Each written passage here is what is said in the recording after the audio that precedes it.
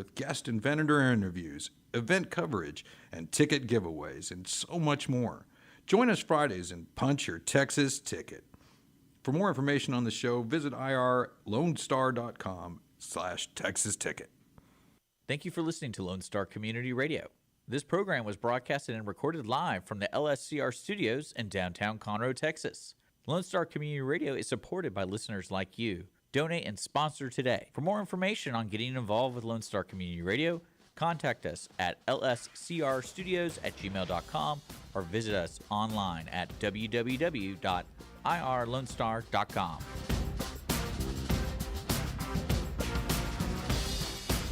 Welcome to Veterans Air, the Veterans Hour. I am your host, Douglas B. You can listen to us live the first Tuesday of every month here on your Lone Star Community Radio. I screwed that up. I should have said, welcome to Veterans Air, the Veterans Hour. I'm your host, Douglas B. This is your station for news, talk, and uncensored commentary. As always, a little housekeeping before we get started. You can listen to Veterans Air on Lone Star Community Radio website, our website, www.veteransair.us. You can leave us a message, send us an email. You can even text us in the studio on our studio Google phone, 936-344-3083. Today's show is about the election, and I hope by now that you've gone out and voted. I voted first thing this morning at 8 a.m. I was there at the polls, voted, got my I voted certificate here. And if you're curious on who to vote for, whether it be a Democrat, a Republican, a Libertarian, the Green Party, Socialist of America, may I suggest an alternate candidate? When you go to vote for president, you can actually do a write-in. You can write in my name, and I promise you that on day one, I will be a supremely benevolent dictator. You can trust me on this. We're going to talk about the ballot. But before we do that, I want to let you know that as of this morning, there were 80 million Americans that have yet to vote. 80 million of you out there have not yet voted in early voted or absentee ballots or mail-ins or whatever it is that we do these days. 80 million of you are like me that like to go vote in person the day of the election. So I went, my wife went. I'm sure my wife wrote me in as a write-in candidate. Brother Johnny wrote me in. I wrote Brother Johnny in, as we normally do. But, all kidding aside, I'm going to make a prediction on the outcome of who's going to be our next president. And my prediction is that somebody is going to win. Let me say that again. Somebody is going to win. Now, as of last night, 11 o'clock, when I turned the news off, the general polls were running neck and neck. There was 48.9% for Kamala and 48.9% for Trump. Now, personally, I don't care who you vote for. That's your vote. You vote who you think is going to be best for you. That being said, if you make your decisions off of a 15-second political ad, then you're not listening to what this show is putting down. Voting is one of the greatest civic duties that you have. And a lot of brave men and women died and bled so that we could have this right to vote. Bear in mind that America is not a democracy. I realize both sides and everybody's talking about a threat to democracy and how they're going to save democracy. I hope they don't save democracy, because we're not a democracy. or we're not supposed to be a democracy. We're supposed to be a constitutional republic. And I've said before on the show many of times that I'm a constitutional anarchist. I believe in the overthrow of the government and replacing it with a constitutional government the way it was supposed to be. Under my benevolent rule, we would do away with political science. Being a politician should not be a career. Being a politician should be doing your civic duty and then going back to your business, the way the founders intended this republic to work. Now, if you have not been paying attention, if you did not go over to the Montgomery County, Texas Election Board and look at the sample ballot there with everybody who's running and what propositions you may be voting on this year, I'm going to let you know what they are in today's show. We're going to discuss them. So let's start off with the President of the United States. For the Republicans, in this corner, weighing in at 217 pounds, Donald J. Trump and his Vice President, J.D. Vance. In this corner, weighing in at 138 pounds, is Kamala D. Harris and her Vice President pick, Tim Walz. For the Libertarians, it's Chase Oliver and Mike Termat. And for the Green Party, which is the Communist Party of America, is Jill Stein and Rudolph Ware. I know there's somebody right now out there, the head is exploding, saying the Green Party is not the Communist Party of America. Yes, it is. So we're going to be voting for who our next president and vice president is. And this is important. If you did not realize it, the president and vice president are very, very important. 9 times out of 10, when the president leaves office, the vice president runs to become president of the United States.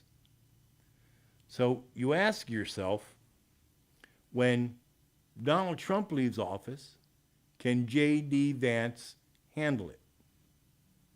When Kamala leaves office, can Tim Walz handle it? And so forth and so forth and so forth. In this election for our president, they have spent, and don't quote me on this number, but somewhere around $3 billion in political ads. $3 billion in political ads. And if you've made your decision of who you're going to vote for based on a political ad, well, you're an idiot. I'm sorry, it's true. You took 15-second soundbite, 15 seconds of lies, and you decided that that's the truth. Have you not been educated enough listening to the show to know that you need to do your own research? You need to fact check everything a politician says. There's an old joke that says, how do you know a politician is lying to you? His mouth is moving. And that's for everyone. There's lies on both sides of this argument. You cannot polarize yourself around one issue and decide, I'm voting for this guy or this gal or that girl or some unicorn because of one issue. The United States and all 315 million of us,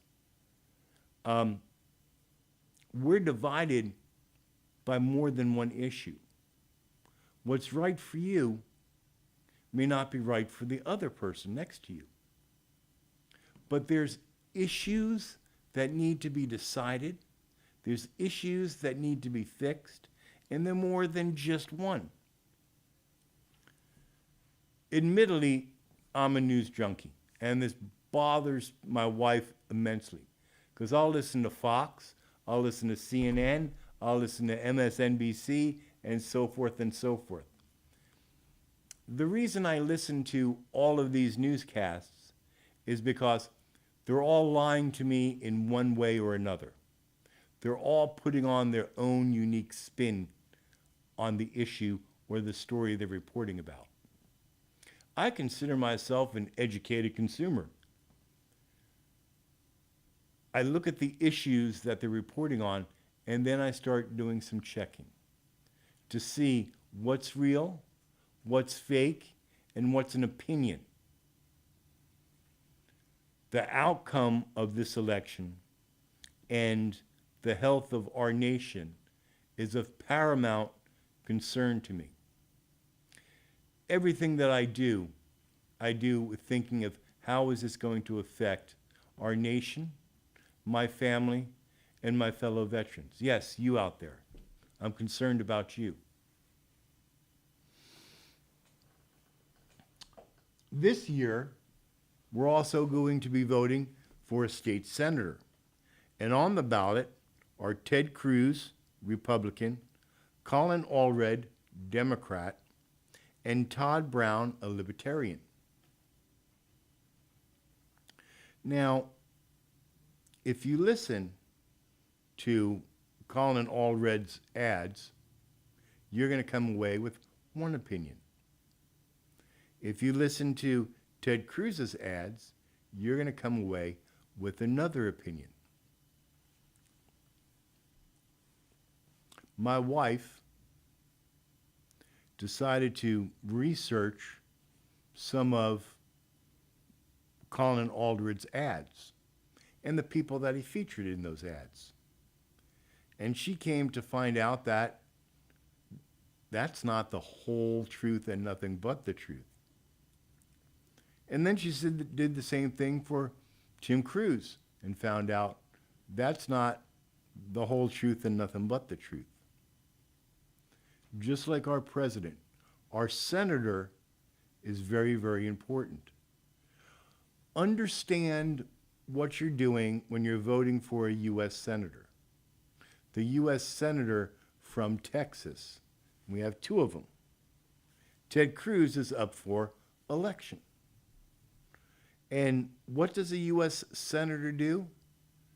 A U.S. senator represents the people of the state of Texas in the United States government. The U.S. senator from Texas does not write Texas law. Newsflash, a U.S. senator does not write Texas law. You need to understand that. Now, I recently met with Senator Cruz. He came to the VFW post over Memorial Day, and I got a chance to talk to him. And I talked to him about flooding here in Montgomery County. And you might think, well, that's a very local issue, Doug. You just said that a U.S. senator doesn't do that. Yes and no. When the federal government hands out an emergency declaration, activates FEMA, gives money for flood control, a U.S. senator and congressman from those districts weighs in on that. So I talked to Senator Cruz and I said, look, a lot of money has been spent on flood control for Harris County. A lot of money has been spent for flood control for the bayous in and around Houston. And Senator Cruz, I said this to him, Senator Cruz, I realize this is important to you because that's where your office is and where you live, but the rest of us, north of Houston, we're getting flooded on a regular basis here. How about cutting some of those funds to Montgomery County? How about cutting some of those funds to handle flood control up here? Montgomery County is the fastest growing county in the country. We need to start looking at our infrastructure. Mr. Cruz said, you know what, Doug? You're right. And the next time flood control comes up, I'm going to advocate for Montgomery County. Thank you, Senator. That's the way the process is supposed to work. Now, also up for election this year, we're electing a United States Congressman for District 2. And our choices are Dan Crenshaw and Peter Fuller for the Democrats.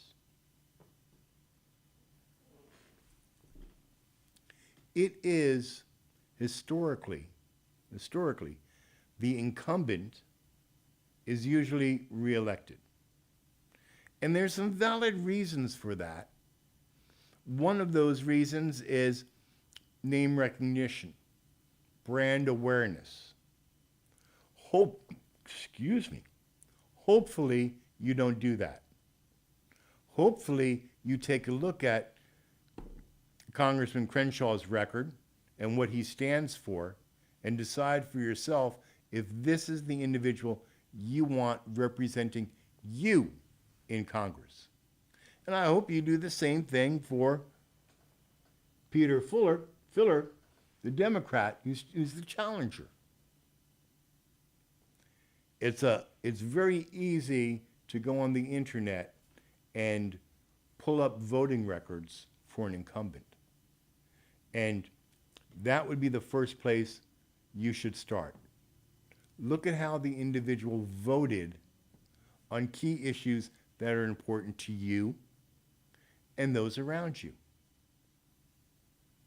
Not to mention any names, but a few years ago, I pulled up the voting record of a congressman and found out that they voted very few times.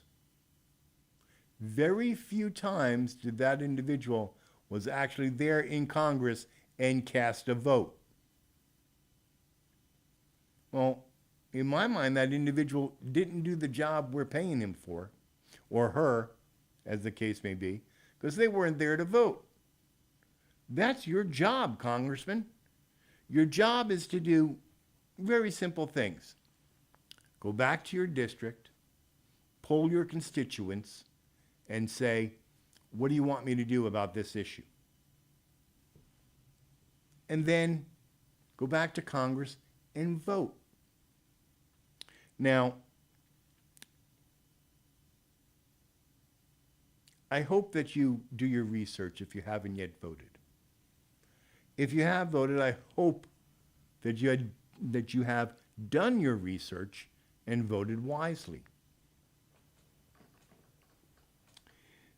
For United States Congressman District 8, that's us here, we have Congressman Morgan Luttrell and the challenger Laura Jones from the Democratic Party. Does anybody remember who was the congressman before Luttrell? Dick's rolling his eyes going, I can't remember. Well, when Morgan was taking over, I told Morgan, I said, look, I'm gonna make this really simple for you. I'm very vocal. I will be calling your office all the time to make my opinion known on whatever subject that's going on. And if you choose not to vote the way that I tell you to, I'm gonna be camping on your couch. As far as I know, that old couch is still there because I told him not to change it. It's very comfortable. You should do the same thing. You should be calling your congressman and saying, I want you to vote this way on this issue. As a matter of fact, it is your duty to do so. If you're not doing that, you're failing your duty. You're failing your civic duty. How do these people that we're sending to Congress and Senate know what it is that we want them to do unless we tell them? Your voice actually matters.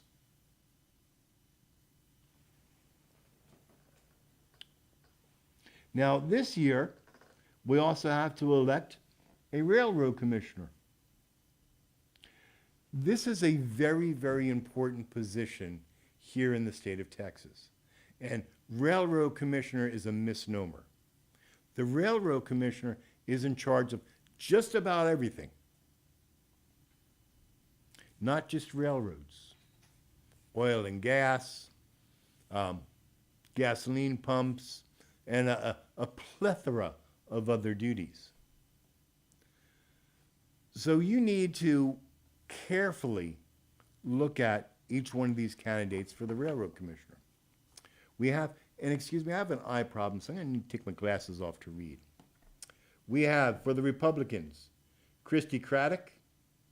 For the Democrats, Kathleen Colbert. Hawk Dunlap for the Libertarians, and Eddie Esposa for the Green Party. Or you can write in your own. Doing research on an individual seeking office is usually more difficult than doing research on somebody who's held the office. Because you don't know what their opinions really are. You don't have a yardstick to measure what they've done as you do with an incumbent. I am not telling you to vote for the incumbent. I'm telling you to research carefully each one of these individuals and vote for the one that's going to represent your best interests. If you own oil and gas leases, this is extremely important to you. If you have a 401k vested in oil and gas leases, this is very, very important to you. The railroad commissioner in the state of Texas is just as important as the president, vice president, congressman, and senator. Because this individual makes laws and policies that affect you directly. It affects your pocketbook directly.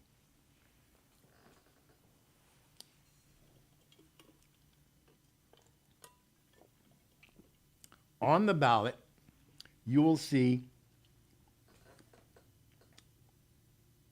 that you are going to elect Supreme Court justices in place 2, place 4, and place 6. That's not the Supreme Court of the United States. That is the Supreme Court of Texas. And for place 2, you have Jimmy Blacklock for the Republicans and Deshaun Jones for the Democrats. In place 4, you have John Devine for the Republicans and Christy Vin Wims for the Democrats. For the Supreme Court Justice in place 6, you have Jane Bland, Bonnie Lee Goldstein, and J. David Robinson for the Libertarians. Why is the Supreme Court Justice important to you? It's important to you because the Supreme Court of Texas does what the Supreme Court of the United States does. It decides what laws are constitutional. Because the state of Texas, unlike a bunch of states, we have our own constitution. So a law may be constitutional for the United States, but unconstitutional under Texas Constitution, or vice versa. How do we know? How do we decide these things? Well, civil cases are brought forth, and if it goes through the court systems, it may eventually get up to the Supreme Court of Texas, who says, that's it, this is the way it's going to be. As a matter of fact, I have to check to make sure people aren't listening too closely to this. Abortion is a hot button topic.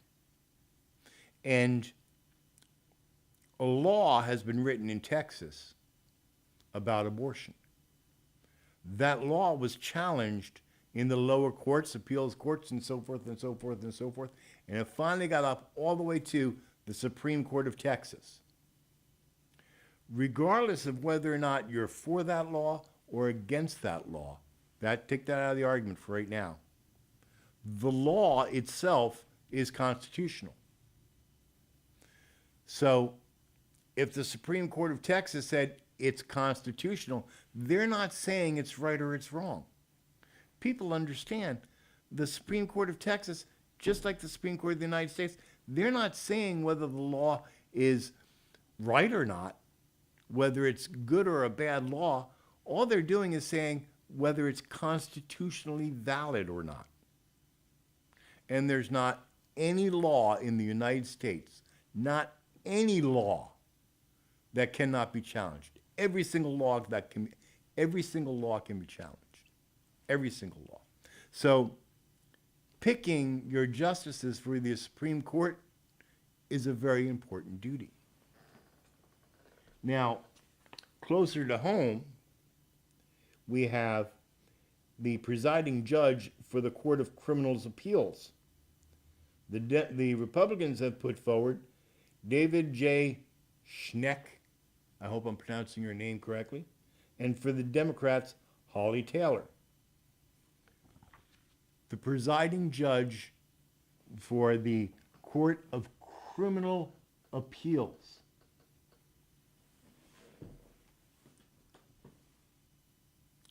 You get accused of a crime, and you get convicted of that crime.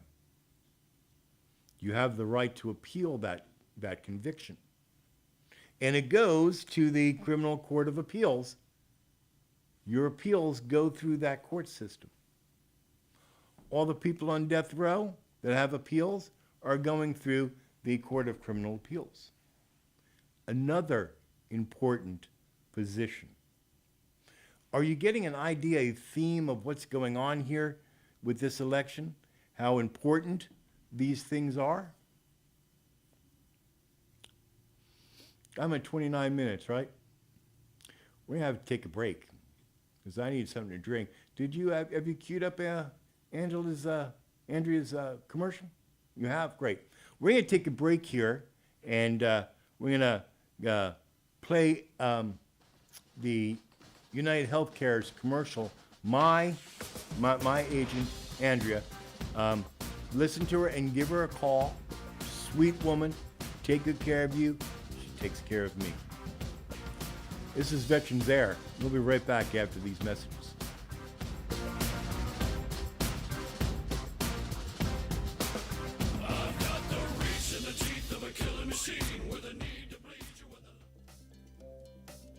Medicare can be confusing, but it doesn't have to be. My name is Andrea Corpening, and I am an agent authorized to offer AARP Medicare plans from United Healthcare Insurance Company. I can guide my clients through understanding Medicare coverage options and help them discover what may make AARP Medicare plans from United Healthcare a great choice. I can be reached at 281-773-6239. That's Andrea Corpening at 281-773-6239. I can help those find a plan with confidence.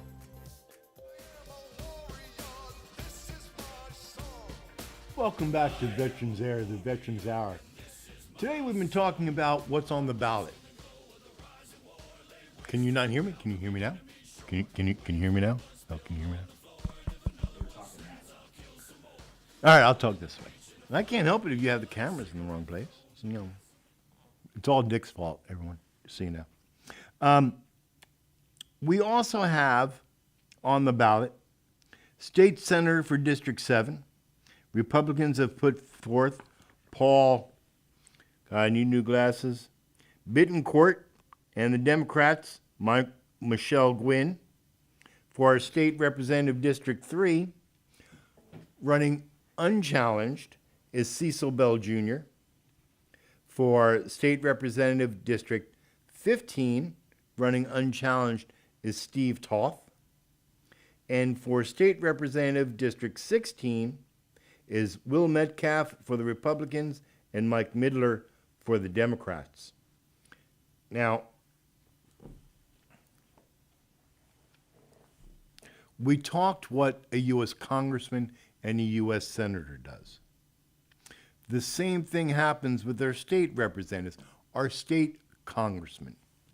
And I personally know Will Metcalf, and I personally know Steve Toth, and we talk throughout the year. I call them and tell them what I want them to do. Yes, I call their offices and tell them what I want them to do. Why? Do I do that just to be a pain in the tuchus? Well, yeah, but also it's important that they know what their constituents think. And unless you're talking to them, unless you call the office or send them an email, how do they know what you think? How do they know what's best for you? So it behooves you to talk to your state congressman. Let's see what else we have on the list. Court of Appeals, District Judge. Oh, here, yep. Here you go. District Judge, 9th Judicial District, running unopposed is Phil Grant. For the 410th Judicial District, running unopposed is Jennifer James Robin. For the 418th Judicial District, running unopposed is Tracy A. Gilbert. For the 435th Judicial District, running unopposed, is Patty Maginnis. For the 457th, Vince Santini. We're seeing over and over again people running unopposed. Why are they running unopposed? Are they so good that nobody feels that they should replace them? Or are they running unopposed because nobody can get enough money together to run against them? That's a question that you should be asking yourself. Now, personally, I'm not going to tell you which judge is good and which judge is bad. I know a couple of them. I'm not going to tell you which one, because that's my opinion. That's not your opinion. And today, you need to voice your opinion. Now, what's another good one here? County Attorney B.D. Griffin, running unopposed. He's currently your county attorney. Sheriff, you're going, Doug, didn't we just vote for our sheriff? No, you had a runoff election for the sheriff. You're voting for the sheriff this year, and running because of that runoff is Wesley Doolittle. That's your choice. County tax assessor, again, is Tammy McRae. Did you know that if you don't like these choices, you can choose not to vote for that individual? It's true. Many years ago, back in the 80s, Richard Pryor did a movie called Brewster's Millions. And in that movie, he invested millions and millions of dollars for a political campaign in the city of New York that was none of the above. And none of the above won because he spent enough money for it. You can do the same thing. You can actually choose not to vote. If you don't like Sheriff Doolittle, you don't have to vote for him. Just because he's running opposed doesn't mean you have to vote for him. You do not need to compromise. Now, county commissioners. For Precinct 1, Robert Walker. Precinct 3, Rich Wheeler. Constable, Precinct 1, my buddy Philip Cash.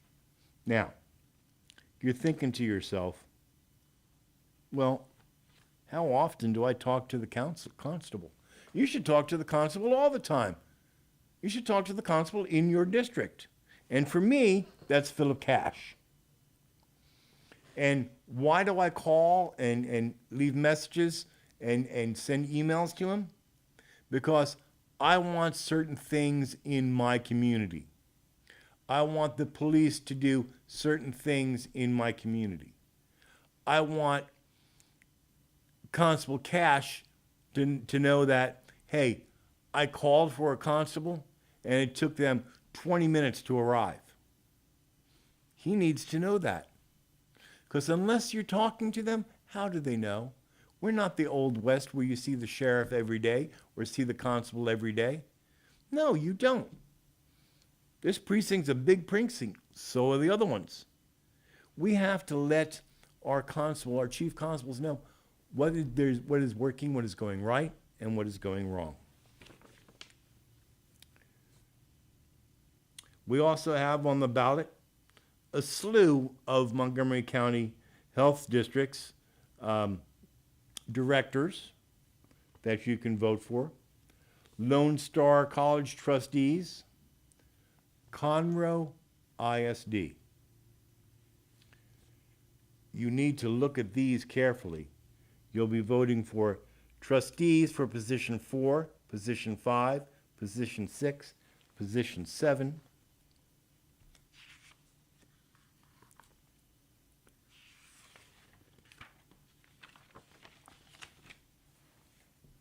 Why is the Conroe Independent School District trustees important to you?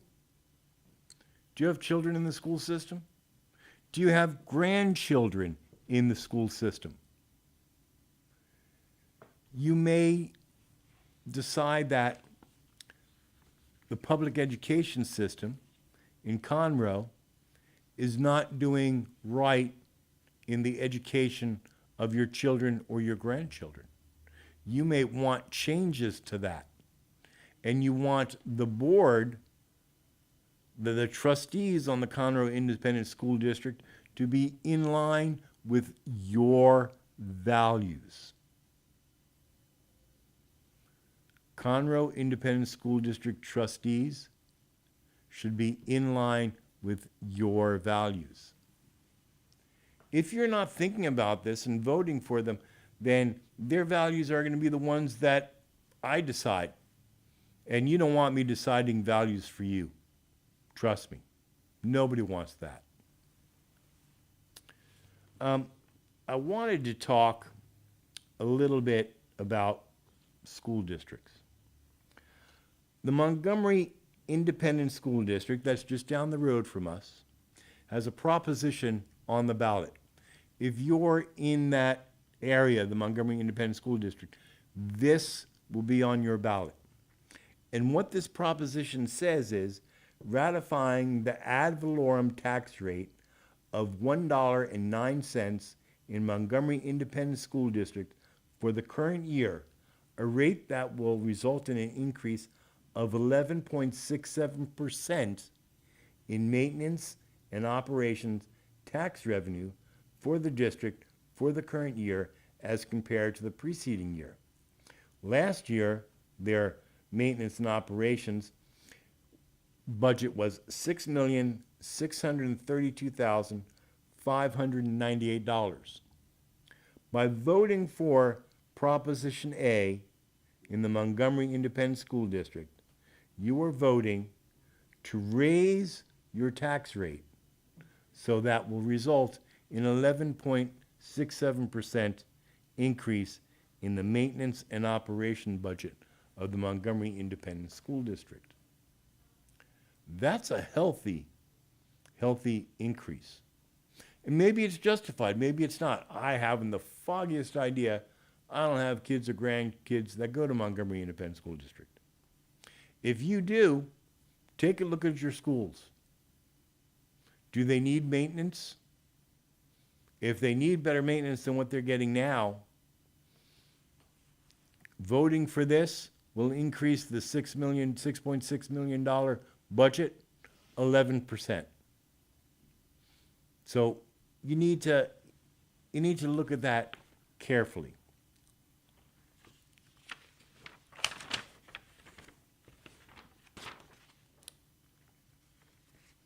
Now, Willis, just up the road, Willis has 3 propositions on their voting block today.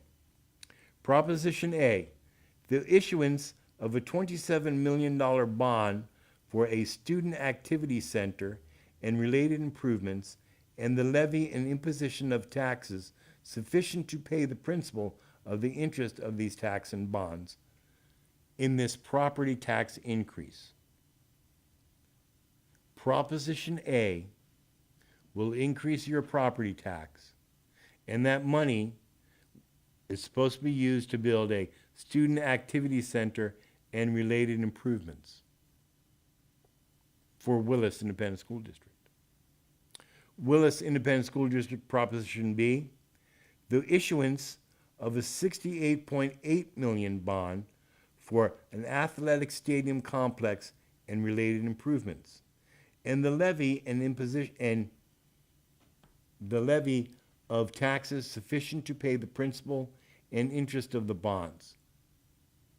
So if you want an athletic stadium in Willis, that's going to cost $68.8 million, and you're willing to pay more property tax, vote for this. Willis Independent School District Proposition C, the issuance of a $19.6 million bond for an for a swimming pool center and related improvements. This is an increase in your property taxes. Willis, you're getting, if you vote for in favor of Proposition A, B, and C, you're going to get a new student activity center, you're going to get an athletic stadium, and you're going to get a swimming pool. And it's going to raise your property tax. The reason I point these out is what I find interesting here is they don't tell you how much your property tax is going to increase. Before I voted for any of these, I would need to know how much more is my property tax going to increase.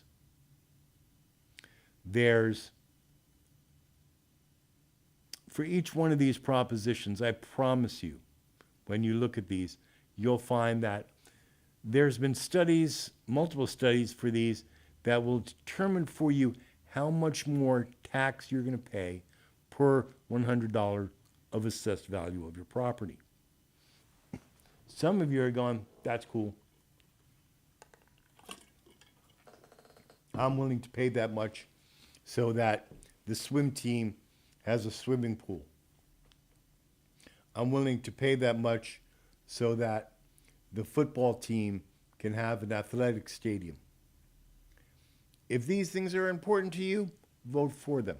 If they're not important to you, or you can't afford the property tax, then vote no for them. Now, to give you a comparison, I'm going to read to you the city of Montgomery.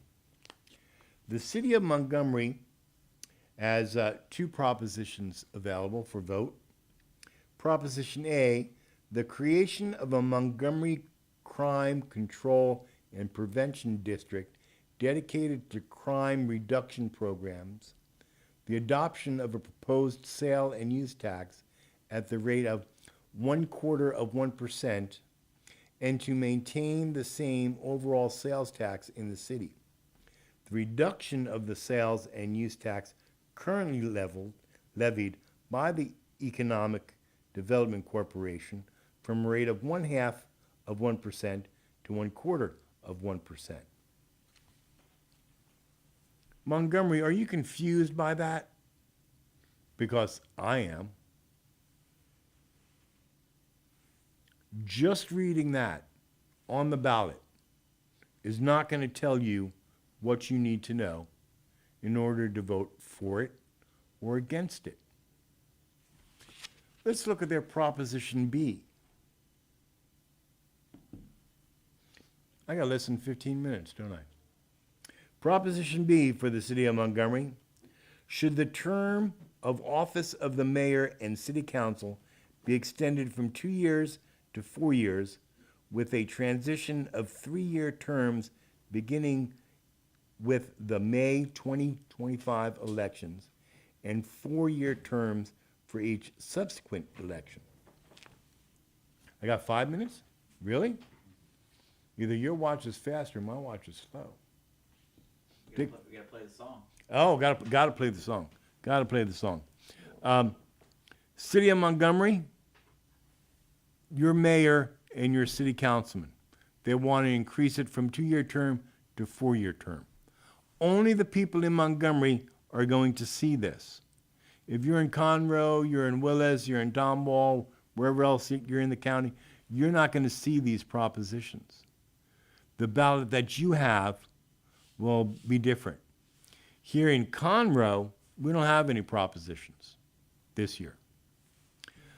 But just because we don't have any propositions doesn't mean that I don't need to give a shout out and a job well done for Conroe.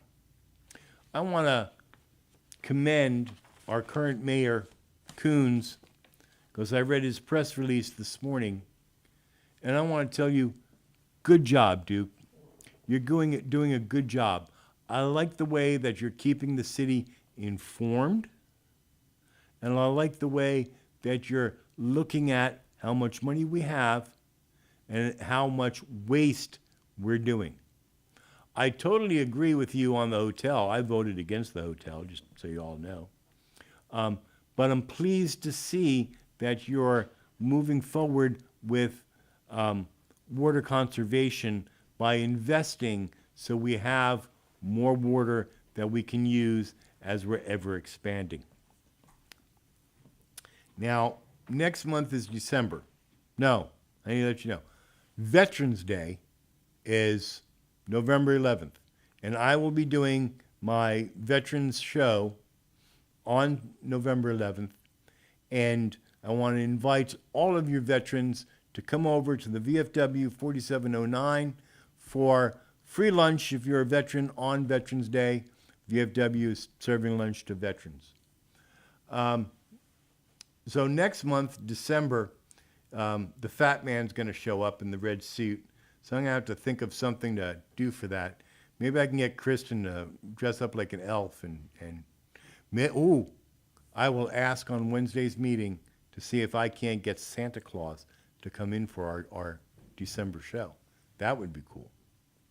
So, as always, as I end this show, I ask you to tune in for December's show, to check us out on veteransair.us, follow us on Facebook, and we're going to play the song because I have enough time. And as we listen to this song from the Warrior Song Project, I want you to remember the men and women in uniform standing in harm's way today to protect our freedoms, our liberties, and our rights. If you are wearing the uniform, I want to say to you that I am proud of you. I want to say to you, thank you. And until next month, stay safe and stay vigilant.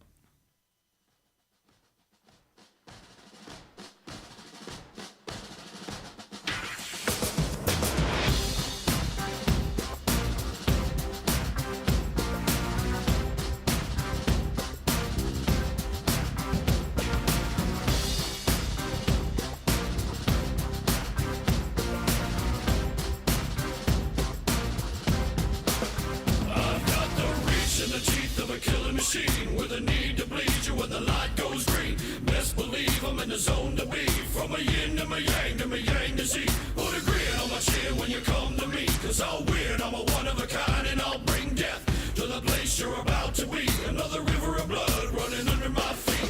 Forged in a fire lit long ago. Stand next to me, you'll never stand alone. I'm last to leave, but the first to go. Lord, make me dead before you make me whole. I feed on the fear of the devil inside of the enemy faces in my sight.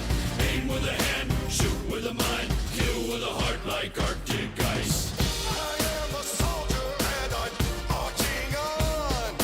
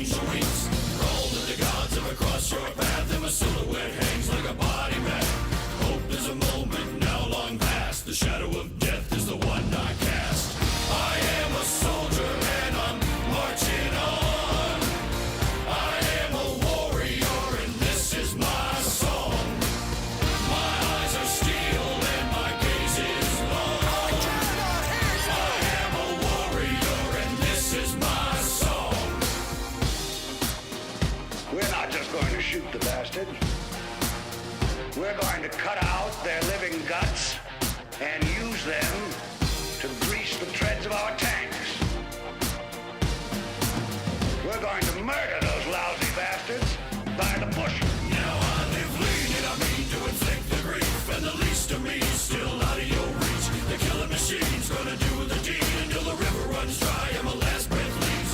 Chin in the air with a head held high, I'll stand in the path of the enemy line. Feel no fear, know my pride. For God and country, I'll enjoy life. I am a soldier and I'm marching on. I am a warrior and this is my song. My eyes are steel and my gaze is long. I am a warrior and this is my song. All right, now you sons of bitches.